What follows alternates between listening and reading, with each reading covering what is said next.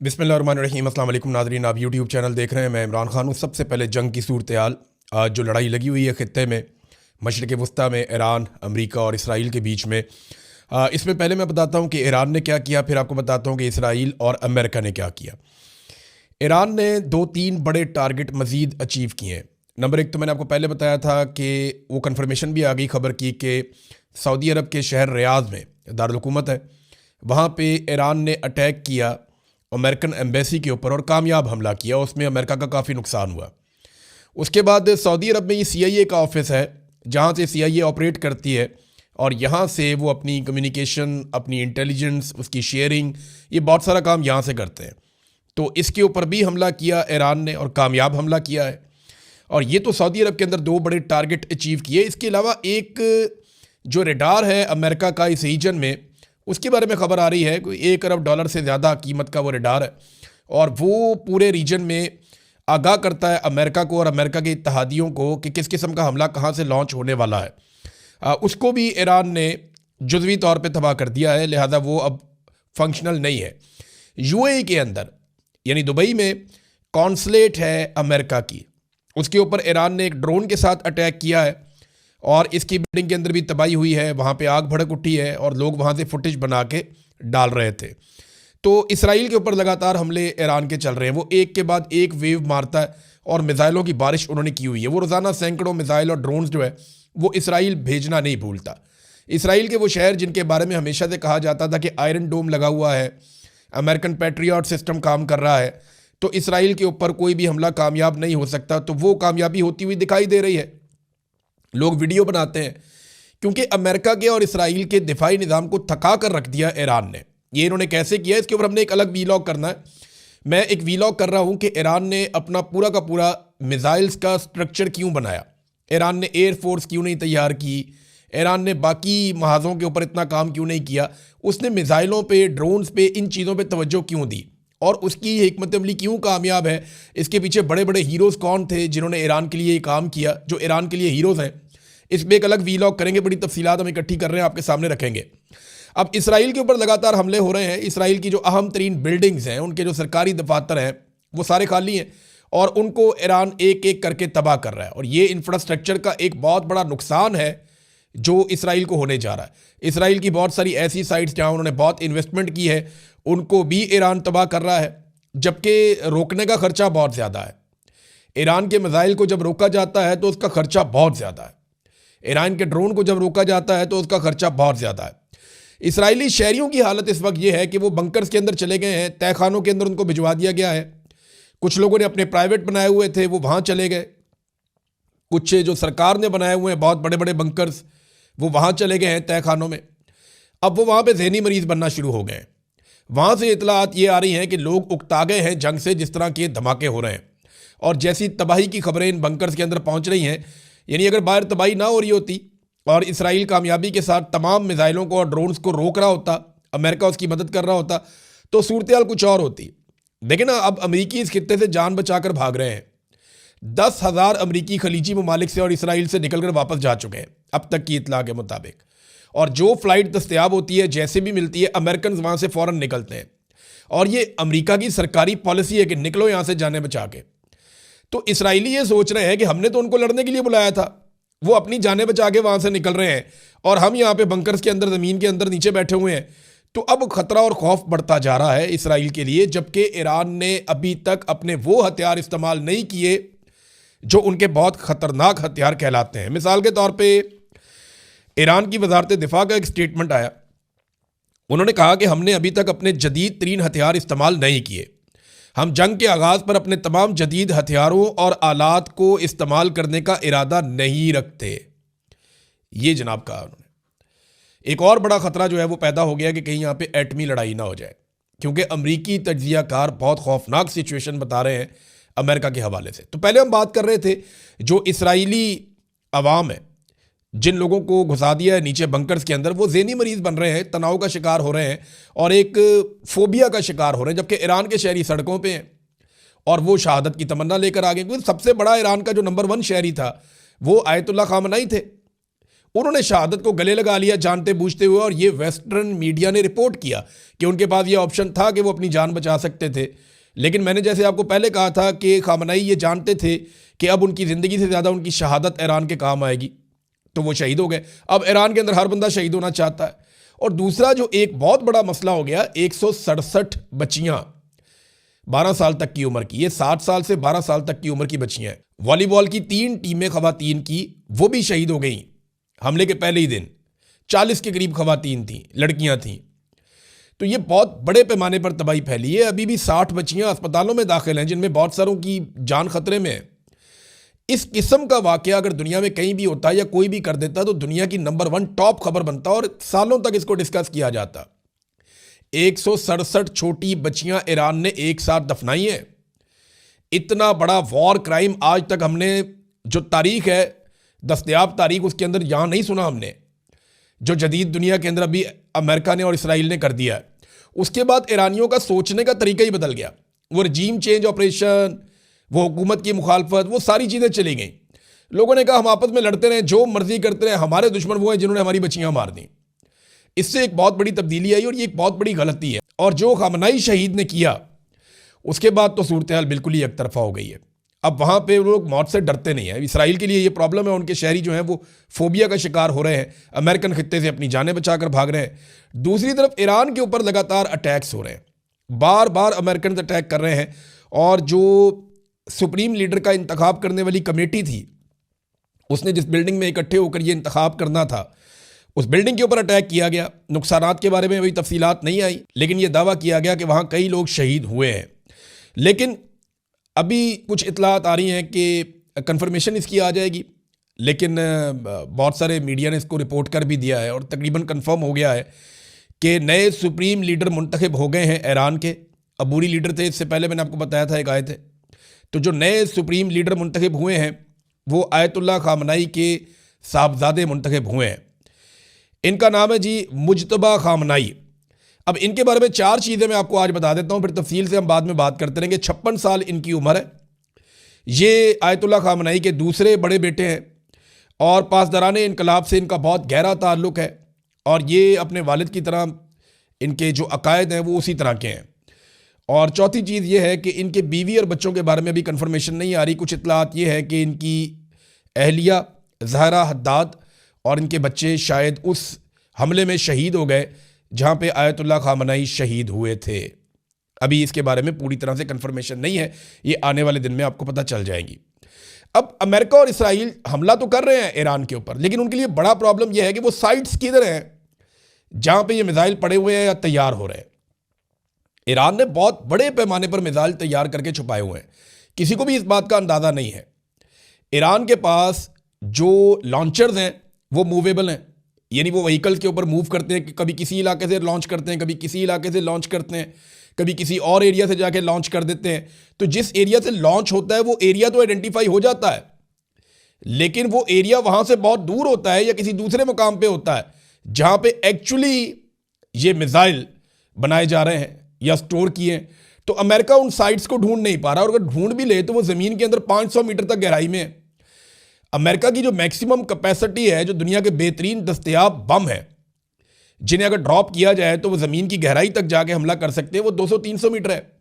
ये 500 मीटर या उससे ज़्यादा गहराई के अंदर पहाड़ों के सीने चीड़ के इन्होंने बहुत बड़ी बड़ी सुरंगें बना के उनके अंदर पूरी मिसाइल सिटी बनाई हुई है और रोज़ाना की बुनियाद पर अपने ड्रोन्स तैयार कर रहे हैं। अब ब्लूमबर्ग ने इसके ऊपर एक रिपोर्ट लिखी है, ये रिपोर्ट बड़ी खौफनाक है। अमेरिकन जो है ना, वो माहिरीन भी अब इसके ऊपर बात करना शुरू हो गए हैं। पहले रिपोर्ट पे बात करते हैं, फिर माहिरीन पे चलते हैं। ब्लूमबर्ग की रिपोर्ट जो है वो मंजरकुशी कर रही है और वो ये बता रही है कि ये जंग हथियारों की कीमत और तादाद का खेल बन गई है अब आहिस्ता आहिस्ता। ईरानी ड्रोन $20,000 में तैयार होता है और इसे रोकने वाला जो पैट्रियट दिफाई मिसाइल का निज़ाम है वो $4 मिलियन का आता है। यानी $20,000 का एक ड्रोन रोकने के लिए आप $40 लाख का एक मिसाइल इस्तेमाल करें, और बाद औक़ात वो एक मिसाइल से बच जाए तो दूसरा और तीसरा इस्तेमाल करें। तो ये तो एक पागलपन है। इसकी मिसाल ऐसे है जैसे एक बच्चा कंकर मार रहा है और दूसरा बच्चा उन कंकरों को सोने की बॉल्स के साथ रोक रहा है। तो नुकसान किसका होगा इसका आप अंदाजा कर सकते हैं। ईरान अगर 20,000 ड्रोन भेजता है इस लड़ाई के बीच में, तो उसको रोकने के लिए कम से कम 80 अरब डॉलर लगेंगे। ये इतनी बड़ी अमाउंट है कि आप इमेजिन नहीं कर सकते। एक एक अरब डॉलर के लिए मुल्क जो है ना वो तरसते हैं। 80 अरब डॉलर लग सकते हैं अगर हर ड्रोन को एक मिसाइल से रोका जाए तो, और 20,000 ड्रोन सिर्फ अगर ईरान भेजता है। और जो इतलात आ रही है उनके मुताबिक ईरान के पास 80,000 तैयार ड्रोन्स मौजूद हैं। ये बहुत बड़ी तादाद है। और वो रोज़ाना की बुनियाद पे 500 ड्रोन्स बनाता है। और वो मिसाइल्स जो तैयार करता है, ईरानी सहाफ़ियों ने दावा किया कि ईरान रोज़ाना की बुनियाद पे इतने मिसाइल तैयार करता है जितने कोई और नहीं कर सकता। इसके ऊपर मैं एक अलग से वीलॉग करूँगा पूरा। अब ये अस्करी एतबार से, माली एतबार से, मुआशी एतबार से ईरान पूरी तरह से थका रहा है पूरी दुनिया को। जिस तरह उन्होंने आबनाए हरमस को बंद किया है, इस पर डोनाल्ड ट्रंप की कलाबाजियाँ आएंगी, अभी मैं आपको बताता हूँ उन्होंने क्या किया। लेकिन सिर्फ चाइना के जहाज़ गुजर रहे हैं, चाइना के बहरी जहाज तेल लेकर गुजर रहे हैं। ईरान ने सिर्फ उनको छूट दी है और किसी को वो नहीं जाने दे रहा आबनाए हरमस में से, और वहां से उन्होंने सप्लाई मुकम्मल तौर पे बंद की हुई है। 7 जहाज़ों को उन्होंने निशाना बनाया, जबकि अमेरिकन अपनी जान बचाते फिर रहे हैं। तो ईरान अगर सिर्फ 40 करोड़ डॉलर्स के, यानी आधा अरब डॉलर के ईरान अगर ड्रोन भेजे ना, तो 80 अरब डॉलर लगते हैं सिर्फ उन ड्रोन्स को रोकने के लिए। और बहुत सारे मिसाइल्स ऐसे हैं जिनको रोकने की सलाहियत है ही नहीं अमेरिका के पास। और एक उन्हें यह भी नहीं पता कि ये मिसाइल आ कहां से रहे हैं, ये बन कहां पे रहे हैं। ईरान ने बहुत सारे एरियाज में बहुत सारी साइट्स तैयार की हैं, इन पे फिर हम बात करेंगे इंशाल्लाह। अब अमरीकी माहिरीन ये कह रहे हैं कि खित्ते के अंदर अमेरिका की जितनी भी बेसेस हैं वो तकरीबन सारी तबाह हुई हैं, और चाइना और रशिया सैटेलाइट्स के ज़रिए से ईरान को मदद फराहम कर रहे हैं और एग्जैक्ट लोकेशंस बता रहे हैं, और वो इंटेलिजेंस दे रहे हैं ईरान को अपनी सैटेलाइट्स की मदद से, और ईरान उनसे फ़ायदा उठाते हुए अमरीकी बेसिस की तबाही फेर रहा है। और तकरीबन तमाम अमरीकी बेसिस तबाह हुई हैं, ये एतराफ़ किया। दूसरी जानिब जो ईरानी वजारत दिफा के अलावा ईरानी जनरल इब्राहिम जब्बारी के मुताबिक तेल की कीमत अभी $80 से ऊपर गई है, $85 तक चली गई है आलमी मंडी में। उन्होंने कहा जी हम आबनाए हरमस को बंद रखेंगे और ये कीमत $200 फी बैरल तक भी जाएगी। दुश्मन हमारे मराकज़ को निशाना बनाएगा तो हम दुश्मन के मुआशी मराकज़ को निशाना बनाएंगे। साथ में उन्होंने तुर्की को पैगाम दिया कि दुश्मन की मदद मत करना वरना पछताना पड़ेगा। आज हमारी बारी है तो कल आपके लिए भी यही हालात पैदा हो सकते हैं। तो तुर्की को भी उन्होंने खबरदार किया। नाज़रीन, मैंने आपको एक चीनी प्रोफेसर के बारे में बताया था और उनकी पेशन गोइयाँ बहुत दुरुस्त साबित होती हैं। और जो चीनी प्रोफेसर हैं, प्रोफेसर जियांग, उन्होंने 2-3 चीज़ें कही थी 2024 में, और 3 पेशन गोइयाँ उन्होंने कही थी, उनमें से 2 दुरुस्त साबित हो गई और तीसरी दुरुस्त साबित होने की तरफ जा रही है। उन्होंने एक कहा था कि 2024 के नवंबर में डोनाल्ड ट्रंप इलेक्शन जीत जाएगा। दूसरा उन्होंने कहा था कि डोनाल्ड ट्रंप ईरान के ऊपर ज़रूर हमला करेगा। और तीसरा उन्होंने कहा था कि ईरान जंग जीत जाएगा और अमेरिका जंग हार जाएगा, और उसके बाद ग्लोबल ऑर्डर हमेशा के लिए चेंज हो जाएगा, यानी अमेरिका उस तरह से सुपर पावर कंसिडर नहीं होगा। ये उन्होंने प्रेडिक्शन की थी। उनकी 3 में से 2 दुरुस्त साबित हो गई हैं। उनका इंटरव्यू हो रहा था अमेरिकन मीडिया पे, तो उन्होंने कहा जी मैं अपनी बात पे खड़ा हूँ, इस लड़ाई में अमेरिका ईरान को शिकस्त नहीं दे सकता। यही बात इमरान खान ने भी समझाई थी कि इससे किसी का भी फ़ायदा नहीं होगा। जब भी आप ये लड़ाई करेंगे, ये एडवेंचर करेंगे, ये अमेरिका समेत पूरे खित्ते को भारी पड़ेगा और पूरी दुनिया को इसकी कीमत चुकानी पड़ेगी। ये बात इमरान खान ने भी समझाई थी, लेकिन डोनाल्ड ट्रंप की खोपड़ी में ये घुसी नहीं। अब डोनाल्ड ट्रंप जो है वो कलाबाजियाँ खाना शुरू हो गए। नया स्टेटमेंट उन्होंने दिया है कि ईरान में हर चीज़ तबाह हो चुकी है, ना फ़िज़ाइया है, ना बहरिया है, ना फ़िज़ाई दिफाई निज़ाम है। भाई ये चीज़ें तो ईरान के पास पहले भी कोई नहीं थी। कोई बहुत बड़ी बहरिया उनके पास तो ऐसा सच नहीं थी, जितनी है वो है। और फ़िज़ाइया ईरान ने कभी उस तरह से बनाई नहीं अपनी। फ़िज़ाई दिफाई निज़ाम जो है वो ख़ुद तो वो बना नहीं सकता। तो ईरान के पास जो था वो तो है, उसके मिसाइल भी हैं, उसके ड्रोन्स भी हैं, और उसके पास जितनी यूरेनियम है वो भी उसके पास अभी मौजूद है। आप तो कुछ नहीं ले सके उनसे। डोनाल्ड ट्रंप अब फेस सेविंग कर रहे हैं और रोला डाल रहे हैं, मैं जित गया, मैं मार देता, मैंने तबाह कर दिया। अब ये इस तरह की हिकमत अमली है जो इससे पहले भी इन्होंने किया था। ट्रंप बीच बीच में ईरानी क़यादत की तारीफ भी करते हैं। वो ये कहते हैं जनाब कुछ लोग बहुत अच्छे हैं ईरान के अंदर, उनसे बातचीत भी हो सकती है। तो डोनाल्ड ट्रंप रास्ता भी खोलना चाहता है। रज़ा पहलवी के साथ बहुत बुरी हुई। ये वो टिश्यू पेपर है जिनको इस्तेमाल कर लिया जाता है फिर फेंक दिया जाता है, जैसे शहबाज शरीफ है, जैसे आसिम मुनीर हैं, जैसे माजी के अंदर बहुत सारे पाकिस्तानी टिश्यू पेपर की तरह इस्तेमाल हुए हैं। ज़ियाउल हक एक टिश्यू पेपर था अमेरिका का, वो इस्तेमाल हुआ, उससे पहले भी इस्तेमाल होते रहे, उसके बाद में भी इस्तेमाल होते रहे, आज भी इस्तेमाल हो रहे हैं। तो रज़ा पहलवी के बारे में डोनाल्ड ट्रंप ने उसका पत्ता साफ कर दिया। वो बेचारा दिन रात अमेरिका की तारीफें कर रहा था। वो 3 अमेरिकन फौजी जो हैं वो मारे गए, तो वो कह रहा था जी मेरा दिल खून के आंसू रो रहा है, और बड़े बड़े ईरान के अंदर वाक़यात हुए उस पर वो नहीं बोला। तो डोनाल्ड ट्रंप ने कहा जी कि पहलवी अच्छा बंदा है, लेकिन इनका इक़्तिदार भी यहाँ पे छीना गया था, मगर इस वक्त ईरान के अंदर से ही किसी का इक़्तिदार संभालना मुनासिब होगा। यानी पहलवी को फारिग कर दिया डोनाल्ड ट्रंप ने। 24 घंटों में डोनाल्ड ट्रंप के 2 तरह के स्टेटमेंट आए। एक स्टेटमेंट आया डोनाल्ड ट्रंप का, मैं मुज़ाकरात के लिए तैयार हूं, मैं बातचीत करना चाहता हूं ईरान से, और फिर ईरान ने इनकार कर दिया और चिट्टा जवाब दिया कि हम वाशिंगटन से बातचीत नहीं करेंगे, अब जंग हम ख़त्म करेंगे तो होगी। उसके बाद डोनाल्ड ट्रंप को काफ़ी शर्मिंदा किया गया अमेरिका में। फिर डोनाल्ड ट्रंप ने दोबारा स्टेटमेंट दे दिया जी मुझे मुज़ाकरात का कहा जा रहा है, लेकिन मैं कह रहा हूं इट्स टू लेट, कि अब बहुत ताख़ीर हो गई, अब मैं नहीं जंग रोकूंगा।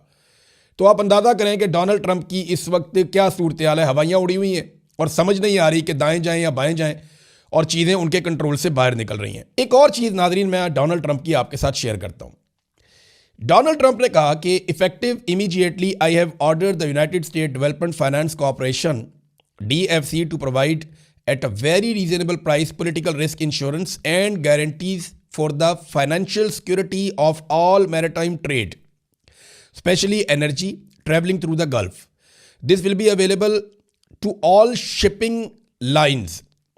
If necessary, the United States Navy will begin escorting tanks through the Strait of Hormuz as soon as possible. No matter what, the United States will ensure the free flow of energy to the world. The United States economic and military might is the greatest on earth. More actions to come. Thank you for your attention to this matter, President Donald J. Trump. अच्छा, गौर करें कि Donald Trump थक गया, इस tweet में दिखाई दे रहा है। उसने कहा जी मैं कह रहा हूँ कि इनको फौरी तौर पे इंश्योरेंस दी जाए, और ये मैंने अहकामात जारी कर दिए हैं फाइनेंशियल कॉर्पोरेशन वालों को, जो यहाँ पे तेल की सप्लाई करने वाली कंपनियाँ उनको, और ये भी कहा कि अगर ज़रूरत पड़ी तो अमेरिका की जो नेवी है वो एस्कॉर्ट करेगी, यानी वो हिफाजत के अंदर तहवील में लेकर चलेगी इन टैंकर्स को गल्फ में निकालने के लिए, आबनाए हरमज से निकालने के लिए। ये डोनाल्ड ट्रंप कह रहा है। उनकी नेवी अपनी जान बचाती फिर रही है, उन्हें खुद समझ नहीं आ रही कि ड्रोन से कैसे बचना है, तो मिसाइल से कैसे बचना है। वो टैंकर्स को क्या एस्कॉर्ट करेंगे? यानी आप टैंकर्स को तो वहाँ से तब निकालेंगे ना जब आपकी नेवी खुद मैदान में आएगी। आपके अपने दिफाई तजियाकार कह रहे हैं कि जितने भी आपके अड्डे हैं उनको तबाह कर दिया ईरान ने, और अब वहाँ पे टैंकर्स को आप कह रहे हैं कि निकलो यहाँ से, हम आपको इंश्योरेंस देंगे। लोग कभी भी, कंपनियां नहीं निकलेंगी, ये पैसे वाले लोग कभी भी रिस्क नहीं लेते। और डोनाल्ड ट्रंप फौज के जरिए से वहाँ से निकालेगा पानी में से, तो ईरान बैठ के हैप्पी बर्थडे टू यू तो नहीं कहेगा। उसने ये ज़खीरा इसलिए रखा हुआ है कि मैंने बंद कर दिया, बंद मतलब बंद, अब मैं यहाँ से नहीं गुजरने दूंगा।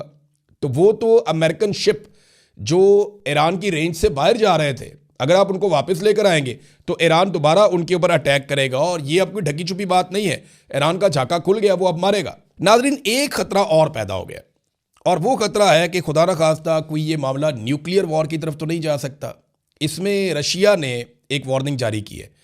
दूसरा, देखिए ईरान में अब तक ईरान को रोक के रखा हुआ था एटमी तजर्बे से आयतुल्लाह खामनाई शहीद ने।